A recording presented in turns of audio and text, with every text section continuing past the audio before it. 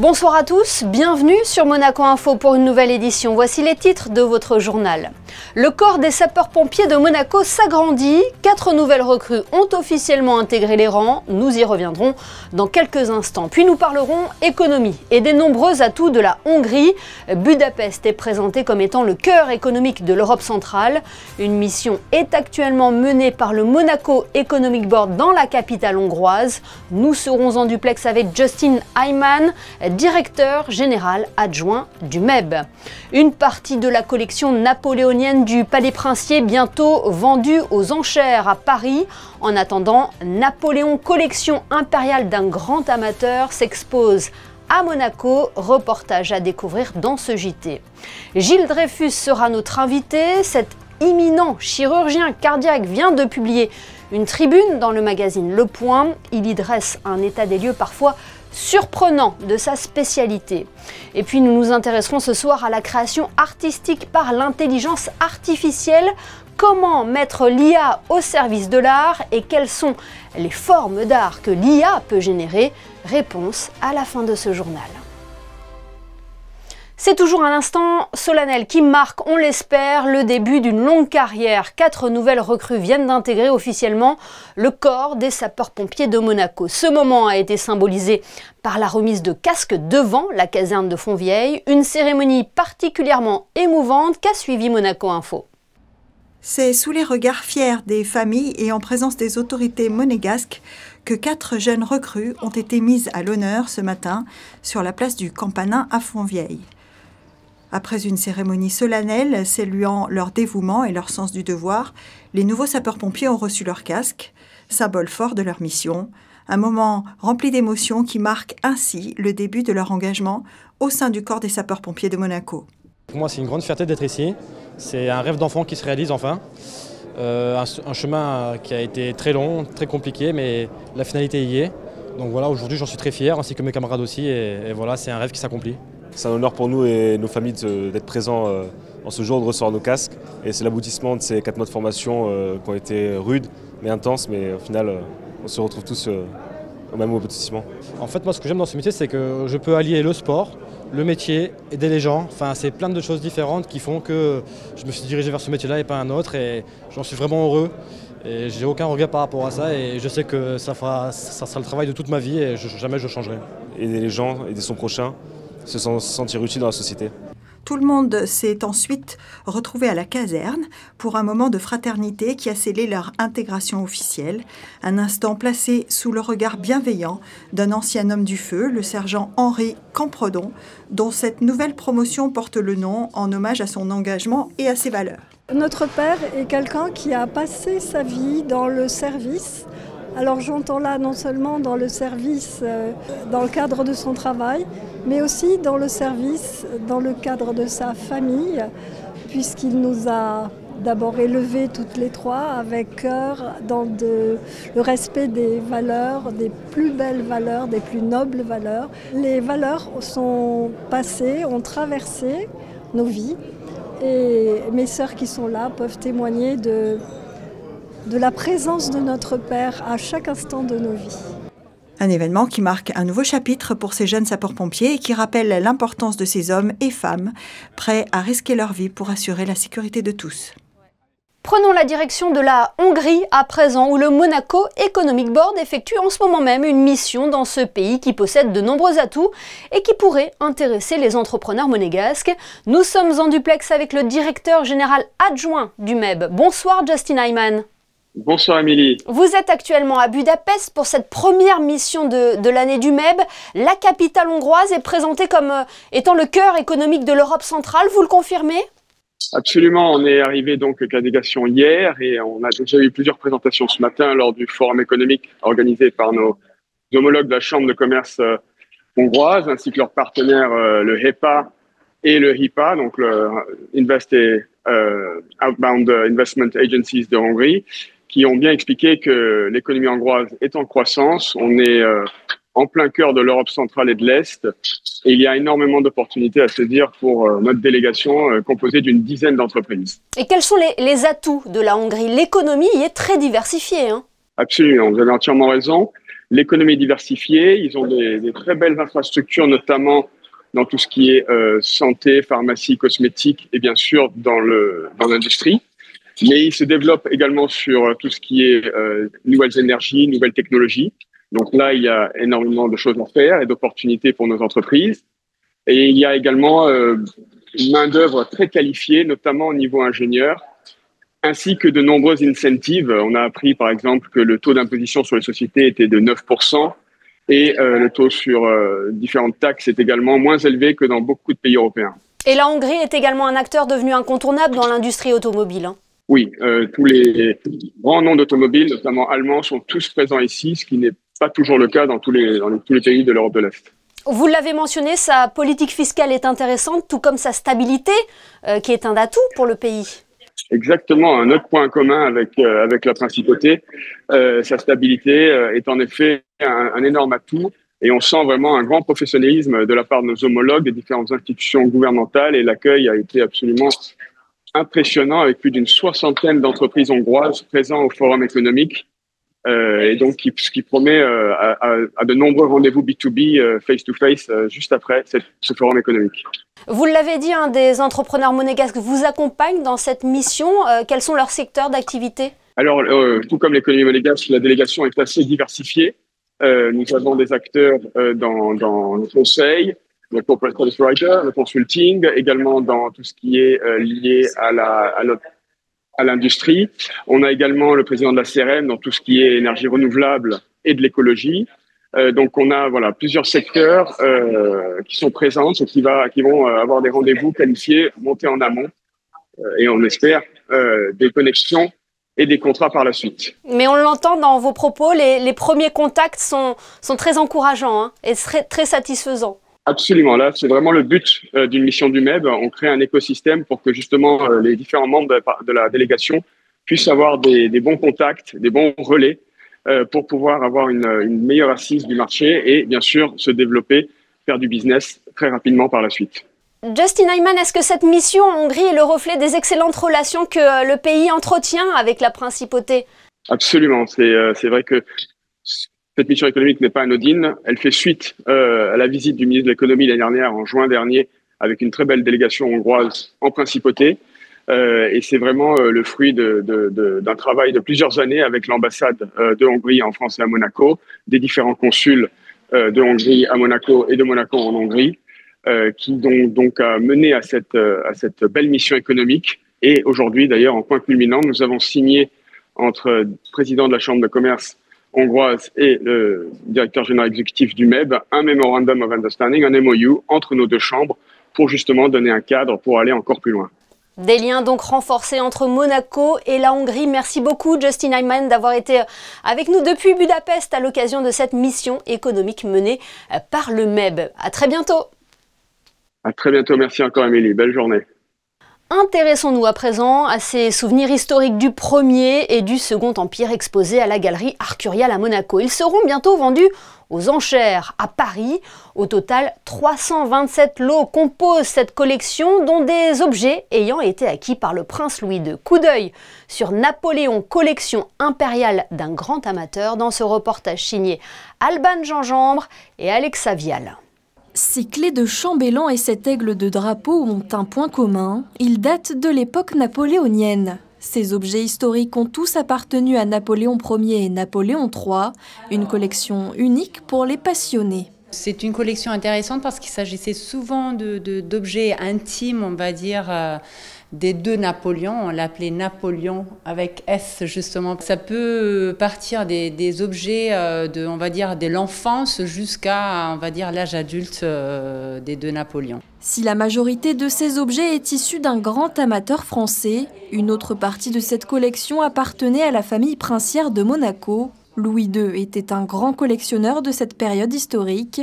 Parmi la collection, 2 objets phares trouvés dans la berline de Napoléon lors de la défaite de Waterloo. Un petit livre de Plutarque, c'est La vie des hommes illustres de Plutarque. Il faut savoir que Napoléon était un grand lecteur, donc quand il partait en campagne, il se provisionnait de beaucoup de livres, donc c'était une de ses passions. Et donc, bien évidemment, c'est très intéressant de se retrouver avec ce livre parmi la collection. Le deuxième objet, c'est un bijou de Napoléon de l'ordre saxon, donc qui lui a été attribué et qui donnait quand même, on va dire, une certaine reconnaissance à Napoléon. Cette collection fait partie d'un ensemble de plus de 300 lots qui seront tous mis aux enchères à Paris le 1er avril. Elle œuvre pour une connaissance pluridisciplinaire du monde de la mer et des océans. L'Académie de la mer de Monaco a ouvert ses portes l'an dernier. Dernièrement, elle est partie à la rencontre des membres de la Jeune Chambre économique pour mieux faire connaître ses actions. Plus d'informations dans ce reportage de Fabien Bonilla et Jean-Alexandre Dordet. Ils étaient une vingtaine. Ces membres de la Jeune Chambre économique de Monaco sont venus découvrir l'A2M ou encore l'Académie de la mer de Monaco. Cette institution francophone créée par le souverain a pour objectif d'offrir une plateforme d'éducation et d'échange dans le domaine maritime. Une présentation de cette académie a été effectuée par son président, Laurent Anselmi, avec un objectif bien précis. Leur faire passer le message qui est celui de notre vision multidisciplinaire, je dirais transdisciplinaire, de ces questions et démontrer l'imbrication fondamentale de tous les phénomènes qui touchent les mers et océans et qui sont donc aux confins du monde du droit, de la relation internationale, de la science politique, bien entendu des sciences naturelles et environnementales et des problématiques de toute nature qui s'y rattachent, alimentaires entre autres, et bien entendu le développement durable. La politique et la géopolitique des mers est un sujet qui concerne beaucoup Monaco et notre souverain. Donc c'était vraiment le but, parce qu'on est une jeune chambre économique, mais aussi une association qui forme des jeunes leaders. Et ce sujet-là est très important en fait pour tous ces membres qui sont aujourd'hui adhérents avec nous. Durant cette présentation, un partenariat a été signé entre l'Académie de la mer de Monaco et un centre universitaire basé à Rome, spécialisé dans la fiscalité et la finance internationale. Ce sont des partenariats, j'allais dire, de type un peu MOU, qui prévoient d'abord la reconnaissance mutuelle de nos enseignements, formations et événements de toute nature, conférences, colloques, et puis aussi des projets de recherche scientifique. Et puis, eh bien, évidemment, une collaboration autour de tout cela, notamment pour nous adresser des auditrices, des auditeurs, et nous aussi en faire de même. Donc c'est une collaboration pédagogique et dans la recherche. Parmi les rendez-vous de l'Académie de la mer, le point d'orgue, la session estivale. Après une première édition l'an passé avec la promotion Régnier 3, une deuxième session accueillera durant 15 jours une quarantaine d'auditeurs. Du 30 juin au 12 juillet, ils bénéficieront d'un enseignement sur le droit, les relations géopolitiques, économiques et sécuritaires concernant les mers et les océans. Cette session sera baptisée Promotion Régnier 1er Grimaldi, qui était à la fin du XIIIe siècle le 6e amiral de France. Notre prochain invité est un éminent chirurgien cardiaque. Le professeur Gilles Dreyfus est un spécialiste mondialement reconnu. Il a publié dernièrement une tribune chez nos confrères du magazine Le Point où il dresse un état des lieux parfois surprenant de sa spécialité et de la prise en charge patient. Gilles Dreyfus est notre invité ce soir en studio. Bonsoir Gilles Dreyfus. Bonsoir. Merci d'être notre invité ce soir pour nous parler de cet enjeu international qu'est la chirurgie cardiaque. Faisons plus ample connaissance avec vous tout d'abord, car vous avez un parcours très riche et une contribution médicale assez fascinante.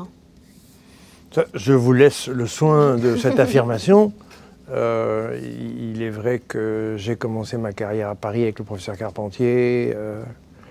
J'ai été chef de service d'un hôpital à Paris, en chirurgie cardiaque, puis j'ai été chef de service du plus grand hôpital public londonien, qui faisait le plus grand nombre de transplantations, faisant suite au professeur Magdi Yacoub, qui est aussi un mythe de la chirurgie cardiaque.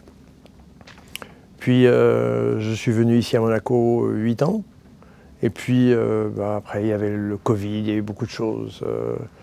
Et j'ai décidé de me consacrer à des choses qui me donnaient un peu plus de temps. Donc depuis 2018, je vais en Chine à peu près 2-3 fois par an pour opérer et faire des conférences et former les gens. Je suis allé en Inde. Je vais naturellement aux États-Unis parce que je suis invité à des conférences internationales américaines. Comme vous le savez, parce qu'on en a déjà parlé, je suis allé en Afrique où on a avec La Fondation Cuomo en a fait un hôpital à Dakar qui est le seul centre de chirurgie cardiaque pédiatrique de l'Afrique de l'Ouest. Voilà, quelle est la place de l'Europe dans tout cela quand vous avez vécu ces expériences aux États-Unis, en Inde ou en Chine? Est-ce que l'Europe, finalement, n'est pas à la traîne dans ce monde? Non, l'Europe, on le sait bien, c'est pas la peine de, c'est pas nouveau. Hein. L'Europe se porte mal surtout pour des raisons. Enfin, selon moi, il y a deux raisons. Il y a une raison de financement de la maladie, et on sait très bien aussi des retraites. C'est un sujet brûlant, donc je ne vais surtout pas aborder ce type de sujet. Mais la maladie et les retraites sont financées par des gens qui travaillent, et il y a de moins en moins de gens qui travaillent, de plus en plus de gens vieux, et des jeunes qui font des études. Donc, si vous voulez, il est clair que le système tel qu'il est aujourd'hui, il explose. On ne peut pas continuer le luxe d'avoir des hôpitaux de pointe tous les 50 km. Évidemment que c'est le confort. Le problème, c'est qu'il faut financer ça. Et puis alors, il paraît évident que, mais ça c'est un problème structurel de l'Europe, les salaires ne sont pas attractifs. Est-ce que cela reste un monde en pleine mutation selon les spécificités? Ce qui a fait progresser la médecine, c'est toutes les sciences connexes, c'est-à-dire la radiologie, l'imagerie, donc c'est l'électronique. Donc la résonance magnétique nucléaire permet de voir le corps comme on ne l'a jamais vu. Aujourd'hui, on a des scanners photoniques qui permettent d'avoir des images en 5 secondes. Vous passez 10 secondes, vous passez dans un scanner, on peut trouver ce que vous avez. Donc il est évident que ça a fait des progrès. La biologie, la biochimie, la génétique, l'immunologie, les médicaments, l'immunothérapie pour les cancers. Il y a beaucoup de choses qui ont fait des progrès. Mais est-ce que la médecine en tant que telle, c'est-à-dire l'aspect pratique d'un médecin vis-à-vis d'un malade, a fait beaucoup de progrès? Je ne serais pas aussi affirmatif. Finalement, professeur, cette tribune que vous avez publiée dans le magazine Le Point, elle reste fidèle à ce que vous avez souhaité développer au départ, lorsque vous avez entamé ces études de chirurgien cardiaque. C'est le partage de votre expertise, de votre savoir, comme vous l'avez fait notamment en Afrique en 2018 auprès de la Fondation Cuomo, quand vous avez participé au projet de ce centre cardio-pédiatrique de Dakar au Sénégal. L'Afrique reste un problème parce qu'il y a très peu de centres, le volume d'activité des centres est faible, et donc il y a un problème immédiatement de logistique qui est l'approvisionnement.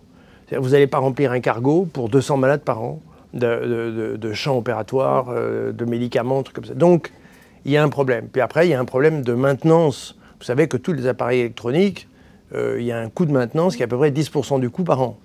Alors, il faut des ingénieurs bioinformaticiens pour régler ces machines. Donc ça c'est un problème en Afrique. Et pour le moment, ça allait toujours. Donc c'est une limitation au développement. Et ce qui est extrêmement intéressant, c'est votre tribune donc que nous invitons nos téléspectateurs à découvrir dans le magazine Le Point. Merci beaucoup, professeur Gilles Dreyfus, d'avoir été notre invité ce soir. Mais c'est moi qui vous remercie de m'avoir reçu. C'est une alternative écologique qui permet de diminuer notre empreinte carbone. La mobilité douce est bénéfique pour l'environnement. Afin d'inciter le plus grand nombre, et plus particulièrement les jeunes, à favoriser ces modes de déplacement, la SMEG a organisé aujourd'hui un événement ludique et interactif au Collège Charles III. Les détails avec Chrisinda Petit et Lionel Bernardi. Chaque année, depuis 5 ans, ce sont plus de 1300 enfants de la classe de CM1 à la terminale qui sont sensibilisés à l'énergie et à la mobilité douce à travers des animations pédagogiques.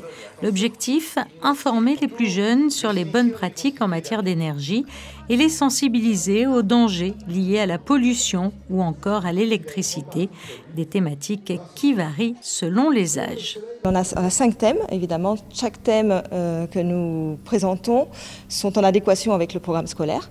Les classes de CM1 et CM2, alors on parle d'économie d'énergie, des règles de sécurité.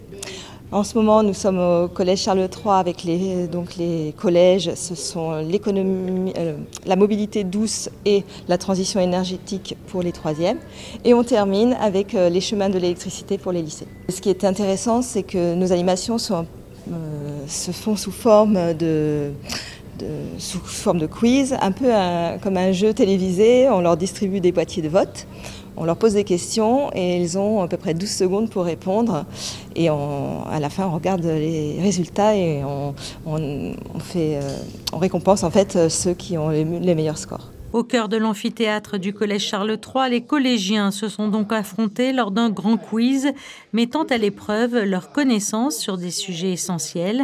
Un exercice pas toujours facile, mais qui s'est révélé très instructif pour les enfants. Moi j'ai bien aimé, même si j'ai pas eu beaucoup de réponses justes, oui, bien aimé. L'empreinte carbone, qui est très dangereux pour notre environnement. Ça va énormément jouer sur le climat, et ça pour la biodiversité, du coup, c'est pas bon du tout. Et j'y pensais pas du tout et c'est vrai que c'est inquiétant du coup. L'objectif, vous l'aurez donc compris, transmettre aux petits les bons réflexes dès leur plus jeune âge et leur faire prendre conscience des enjeux énergétiques et de l'importance de la sécurité. Et c'est Alexandre, élève de 5e, qui s'est démarqué en répondant correctement à 10 questions. Une belle initiative donc qui allie apprentissage et jeu tout en sensibilisant les jeunes aux enjeux de demain. Les élèves du lycée FANB et Albert Ier ont, eux, été initiés à une nouvelle forme d'art, celle générée par l'intelligence artificielle. Le nouveau musée national de Monaco et la direction des services numériques travaillent tout au long de l'année avec ces lycéens sur différentes collections d'œuvres. Alban Jean-Jean vous en dit plus dans ce reportage réalisé avec Alexa Vial. L'intelligence artificielle fait désormais partie intégrante de nos vies. Elle est dans nos poches, nos ordinateurs ou encore nos boîtes mail. Mais comment la mettre véritablement à profit? Comment mettre l'intelligence artificielle au service de l'art? L'idée, c'est justement de ne pas partir d'un prompt un peu générique, parce que la manière de communiquer, c'est souvent par le texte. C'est comment on va poser des demandes et préciser une intention, pas juste dire « fais-moi une jolie image de paysage », mais qu'est-ce qu'il y a dans ce paysage, quelle est mon intention, quelle est l'atmosphère que je veux donner. Ce module permet aux élèves des lycées FANB et Albert Ier de comprendre comment fonctionne l'intelligence artificielle et les formes d'art qu'elle peut générer. L'art numérique, ça a quand même une histoire. Là, mon module, j'ai même commencé dès les années 50, je pourrais commencer un peu avant, où des artistes qui ont essayé de travailler avec des machines et avec des outils, ça se fait depuis tout le temps. Et du coup, comment on rentre ça dans une démarche artistique avec une vraie collaboration et une perspective artistique ou critique de comment ces outils peuvent nous aider dans la créativité et pas juste être des artefacts un peu pour faire joli, quoi. Dans les prochaines sessions de travail, les élèves tenteront de mettre en pratique l'intelligence artificielle d'un point de vue artistique. Restons dans le domaine culturel avec une nouvelle galerie d'art contemporain qui vient d'ouvrir ses portes en principauté. Théos Gallery se situe au Métropole Shopping Monte-Carlo. Elle a été fondée par Gianluca Gaudio. Le récit de Vanessa Dessy sur des images d'Arnaud Humbert. C'est un nouvel espace artistique niché au cœur du Métropole Shopping Center. Fondé par Gianluca Gaudio, figure reconnue du monde de l'art international, Théos Gallery se veut un carrefour d'expression artistique contemporaine, attirant aussi bien les collectionneurs avertis que les amateurs en quête d'inspiration. Welcome chez Théos Gallery. Théos Gallery est devenu dans les derniers 10 ans un point de référence pour les collectionneurs à Monaco et les collectionneurs étrangers aussi. Et maintenant, on est dans les nouveaux lieux, au Métropole Shopping Center. Donc, on vous attend avec grand plaisir pour découvrir les dernières propositions dans le monde de l'art contemporain. On a pas mal d'artistes qui sont très connus dans le monde, qui sont des sculpteurs et des peintres qui sont très connus et qui donc aujourd'hui sont considérés comme des investissements dans le monde de l'art. Ce soir avec un groupe d'excellence de la musique à l'international et après pendant les Grands Prix, pendant les Yacht Show, on a toujours des partenaires très connus dans la musique et dans le monde de l'art qui sont avec nous et qu'on aime bien vous présenter, pourquoi pas. Lors de cette soirée d'ouverture, les œuvres d'artistes émergents et de créateurs confirmés ont été dévoilées, témoignant de la volonté de Théos Gallery d'offrir une diversité artistique audacieuse. Contemporain surtout, et on a aussi pas mal des artistes contemporains qui utilisent des sujets classiques, mais dans une contemporanéité plutôt extrême, mais actuelle. On regarde dans le monde ce qui se marche beaucoup. et ce qui plaît. Et après, bon, c'est de l'expérience, il faut toujours chercher. Et on ne doit jamais s'arrêter. L'ouverture de Théos Gallery s'inscrit dans une volonté d'ancrer l'art contemporain dans un lieu de passage luxueux à travers des expositions temporaires, des événements exclusifs et des rencontres avec des artistes. Ainsi s'achève ce journal, mais l'information continue sur notre site internet et nos réseaux sociaux.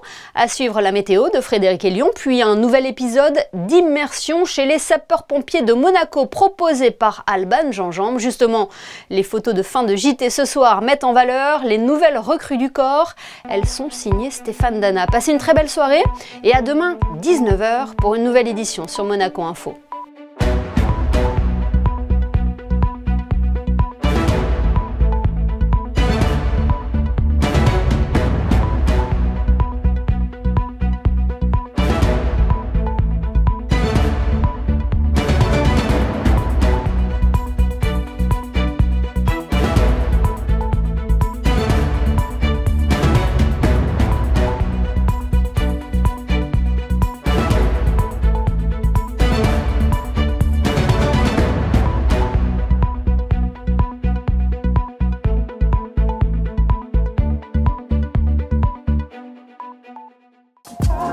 Retrouvez la météo avec Maya Bay, le restaurant référence thaï japonais de Monaco.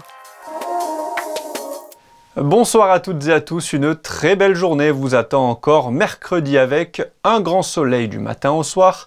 Quelques nuages feront leur apparition en deuxième partie de journée, sans grandes conséquences. Le vent soufflera de façon modérée avec des rafales à 15 km/h et côté température. Le thermomètre affichera 10 degrés le matin et 18 l'après-midi. Mercredi 26 mars, ce sera la Sainte Larissa. C'était la météo avec Maya Bay, le restaurant référence thaï japonais de Monaco.